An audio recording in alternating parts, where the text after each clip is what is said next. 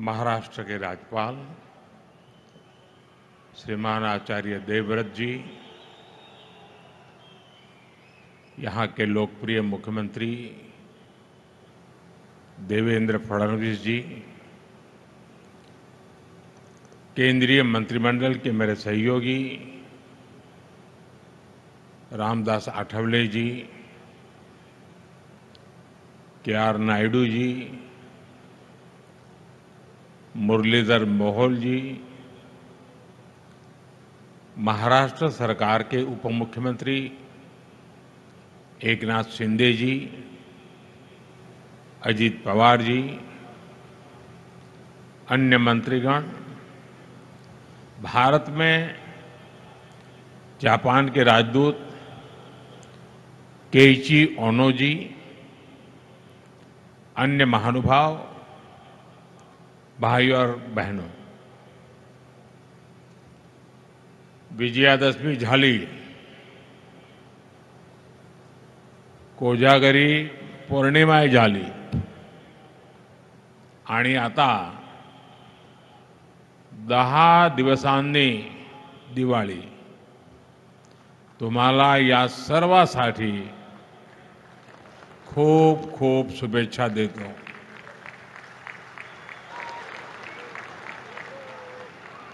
साथियों, आज मुंबई का लंबा इंतजार खत्म हुआ. मुंबई को अब अपना दूसरा इंटरनेशनल एयरपोर्ट मिल गया है. ये एयरपोर्ट इस क्षेत्र को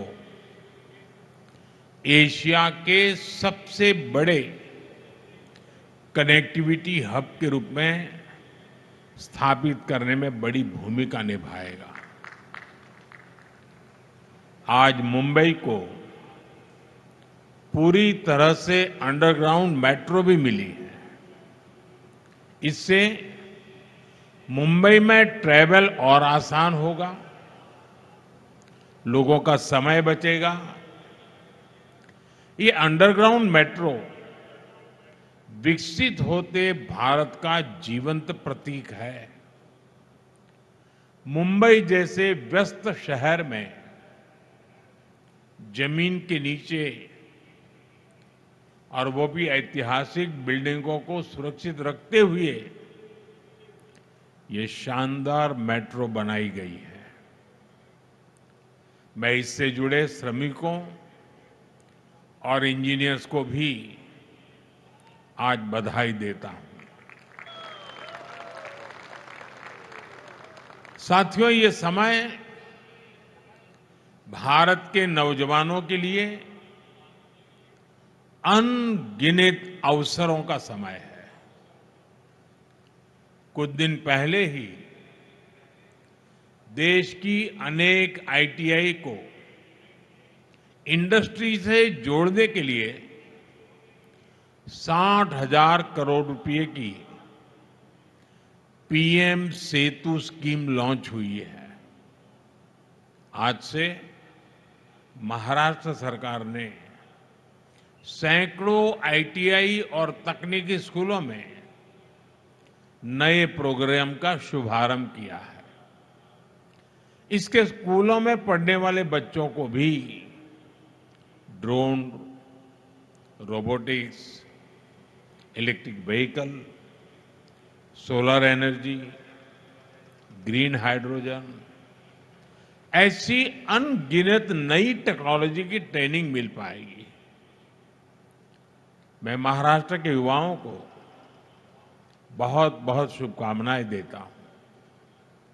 साथियों, आज इस बड़े अवसर पर मैं महाराष्ट्र के सपूत लोकनेता दीबा पाटिल जी को भी याद कर रहा हूं.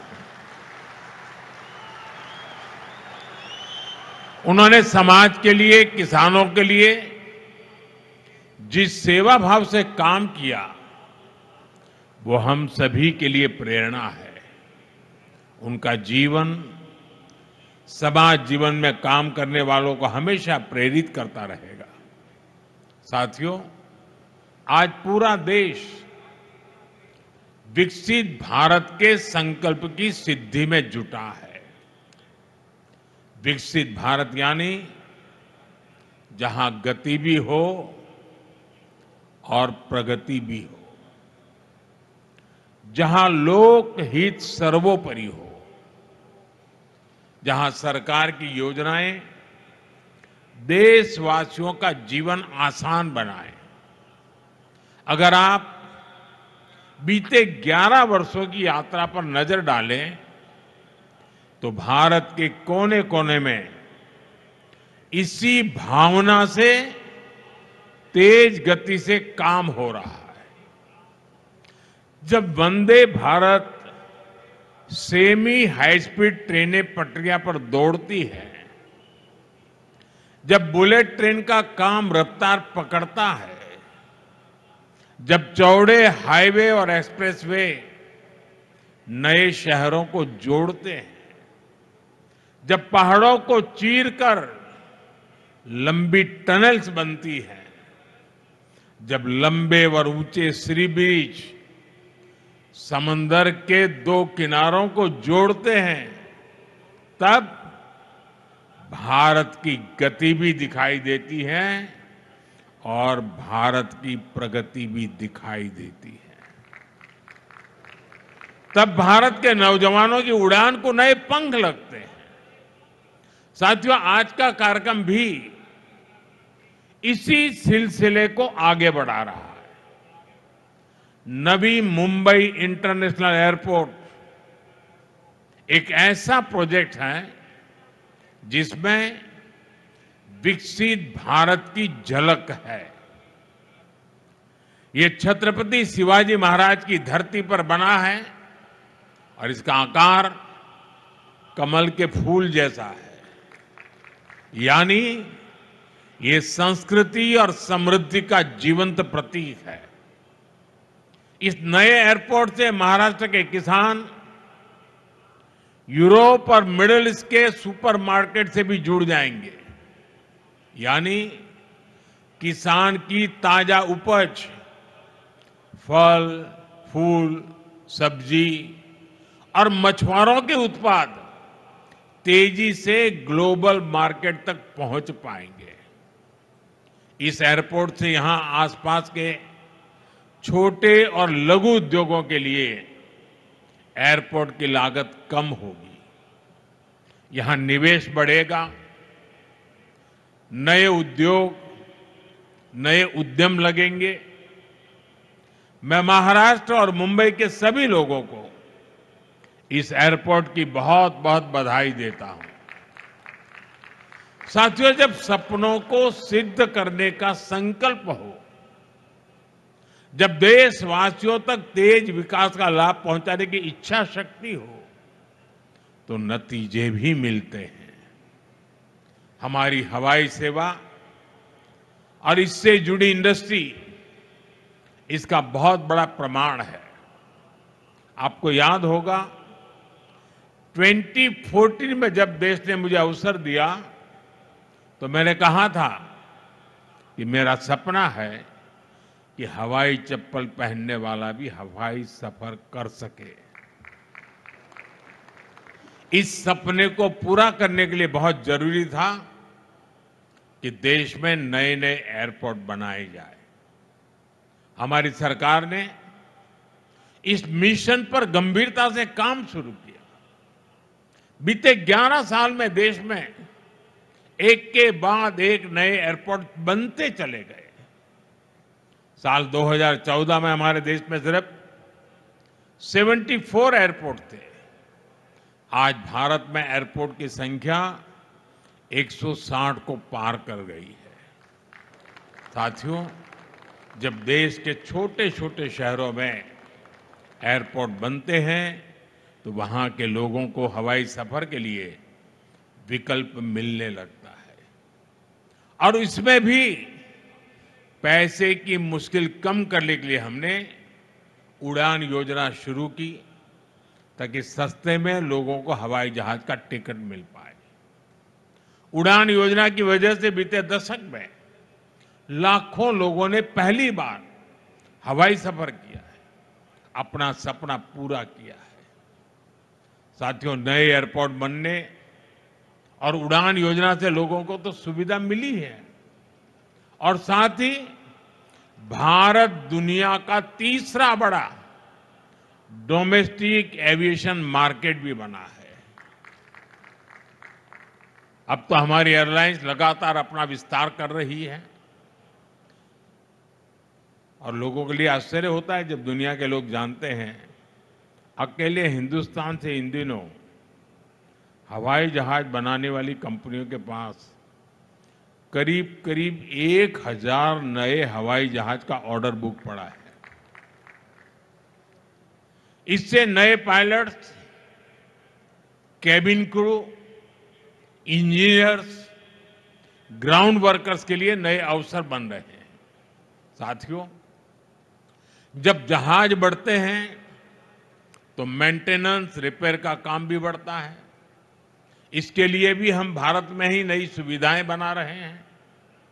हमारा लक्ष्य है कि इस दशक के अंत तक भारत एक बड़ा एमआरओ हब बने। इसमें भी भारत की युवाओं के लिए रोजगार के अनेक नए अवसर बन रहे हैं। साथियों, आज भारत दुनिया का सबसे युवा देश है। हमारी ताकत हमारे नौजवान है। इसलिए हमारी हर नीति का फोकस युवाओं को ज्यादा से ज्यादा रोजगार के अवसर देने पर है। जब इंफ्रास्ट्रक्चर पर अधिक निवेश होता है तब रोजगार पैदा होता है। जब 76,000 करोड़ रुपए की लागत से वाडवण जैसा पोर्ट बनता है तब जाकर के रोजगार पैदा होता है। जब व्यापार बढ़ता है, लॉजिस्टिक्स से जुड़े सेक्टर को गति मिलती है, तब अनगिनत रोजगार बढ़ते चले जाते हैं। भाइयों और बहनों, हम उन संस्कारों में पले बड़े हैं जहां राष्ट्र नीति ही राजनीति का आधार है। हमारे लिए इंफ्रास्ट्रक्चर पर लगने वाला एक एक पैसा देशवासियों की सुविधा और सामर्थ्य को बढ़ाने का माध्यम है। लेकिन दूसरी तरफ देश में एक ऐसी राजनीतिक धारा भी रही है जो जनता की सुविधा नहीं, सत्ता की सुविधा को ऊपर रखती है। ये वो लोग हैं जो विकास के काम में रुकावट डालते हैं, घोटाले घपले करके विकास के जुड़े प्रोजेक्ट्स को पटरी से उतार देते हैं। दशकों तक देश ने ऐसे नुकसान को देखा है। साथियों, आज जिस मेट्रो लाइन का लोकार्पण हुआ है, ये उन लोगों के कारनामों की याद भी दिलाता है। मैं उसके भूमि पूजन में शामिल हुआ था। तब मुंबई के लाखों परिवारों को उम्मीद जगी थी कि उनकी परेशानियां कम होगी।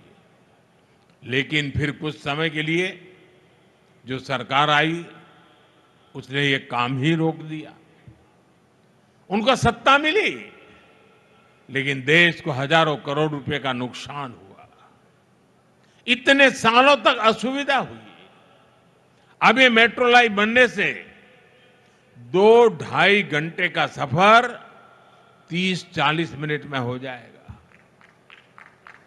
जिस मुंबई में एक एक मिनट का महत्व है, वहां 3-4 साल तक इस सुविधा से मुंबईकर वंचित रहे। ये किसी पाप से कम नहीं है। साथियों, पिछले 11 वर्षों से देशवासियों का जीवन आसान बनाने पर, ईज ऑफ लिविंग पर बहुत अधिक जोर दिया जा रहा है और इसलिए rail, road, airport, metro, electric bus, ऐसी हर सुविधा पर अभूतपूर्व निवेश किया जा रहा है। अटल सेतु और कोस्टल रोड जैसे प्रोजेक्ट्स बनाए गए हैं। साथियों, हम यातायात के हर माध्यम को भी आपस में जोड़ रहे हैं। प्रयास है कि लोगों को सीमलेस ट्रैवल मिले, एक माध्यम से दूसरे माध्यम तक भटकने की मजबूरी न रहे। आज देश वन नेशन वन मोबिलिटी की दिशा में आगे बढ़ रहा है। मुंबई वन ऐप भी इसी दिशा में एक और प्रयास है। अब मुंबई वालों को टिकट के लिए घंटों लाइन में खड़ा नहीं रहना होगा। मुंबई वन ऐप से एक बार टिकट लो और उसी टिकट से लोकल, बस, मेट्रो या टैक्सी सब में सफर करो।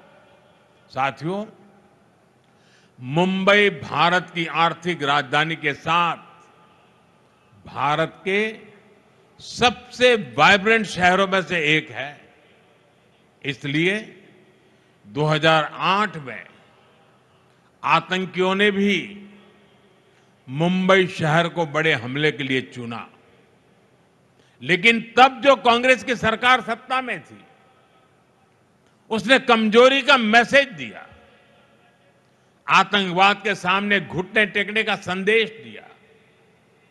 अभी अभी हाल में कांग्रेस के एक बड़े नेता, जो देश के गृह मंत्री तक रह चुके हैं, उन्होंने एक इंटरव्यू में बहुत बड़ा खुलासा किया है।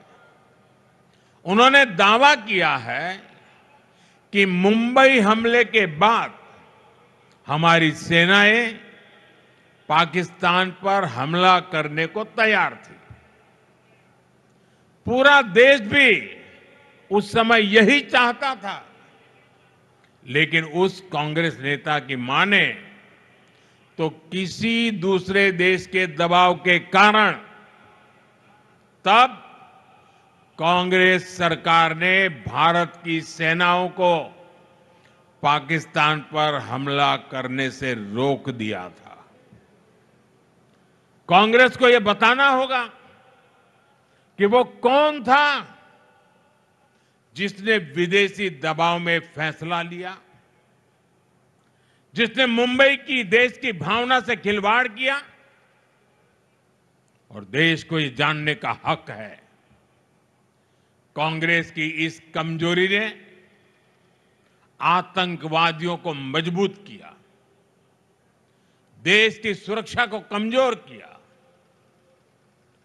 जिसकी कीमत देश को बार बार जाने गंवाकर चुकानी पड़ी। साथियों, हमारे लिए देश और देशवासियों की सुरक्षा से बढ़कर कुछ भी नहीं है। आज का भारत दमदार जवाब देता है। आज का भारत घर में घुसकर मारता है। ये दुनिया ने ऑपरेशन सिंदूर के दौरान देखा भी है और गर्व की अनुभूति भी की है। साथियों, गरीब हो, नियो मिडिल क्लास हो, मिडिल क्लास हो, इनका सशक्तिकरण आज देश में प्राथमिकता है। जब इन परिवारों को सुविधा मिलती है, सम्मान मिलता है, तब इनका सामर्थ्य बढ़ता है। देशवासियों के सामर्थ्य से देश सशक्त होता है। अभी जीएसटी में जो नेक्स्ट जनरेशन रिफॉर्म्स हुए हैं, जो चीजें सस्ती हुई है, उससे भी देश के लोगों का सामर्थ्य बढ़ा है। मार्केट से आए आंकड़े बताते हैं कि इस बार नवरात्र में बिक्री के कई सालों के रिकॉर्ड टूट गए हैं। रिकॉर्ड संख्या में लोग scooter, bike, TV, fridge, washing machine, ये सब कुछ खरीद रहे हैं। साथियों, जिससे देशवासियों का जीवन बेहतर हो, जिससे देश को ताकत मिले, हमारी सरकार आगे भी ऐसे ही कदम उठाती रहेगी। लेकिन मेरा आपसे भी एक आग्रह है, स्वदेशी को अपनाइए, गर्व से कहो ये स्वदेशी है। ये हर घर का, हर बाजार का मंत्र होना चाहिए। हर देशवासी स्वदेशी कपड़े जूते खरीदेगा, स्वदेशी सामान घर लाएगा। अगर किसी को गिफ्ट देनी है तो स्वदेशी देगा, तो देश का पैसा देश में ही लगेगा। इससे भारत के ही श्रमिक को काम मिलेगा, भारत के नौजवानों को रोजगार मिलेगा। कल्पना कीजिए, जब पूरा भारत स्वदेशी को अपनाएगा तो भारत का सामर्थ्य कितना बढ़ जाएगा। साथियों, महाराष्ट्र देश के विकास को गति देने में हमेशा आगे रहा है। एनडीए की डबल इंजन सरकार महाराष्ट्र के हर नगर, हर गांव का सामर्थ्य बढ़ाने के लिए निरंतर काम करती रही है। एक बार फिर से आप सभी को विकास कार्यों की बहुत बहुत बधाई देता हूं। आप सबको अनेक अनेक शुभकामनाएं देता हूं। मेरे साथ बोलिए, भारत माता की। दोनों हाथ ऊपर करके विजयोत्सव मनाइए। भारत माता की, भारत माता की।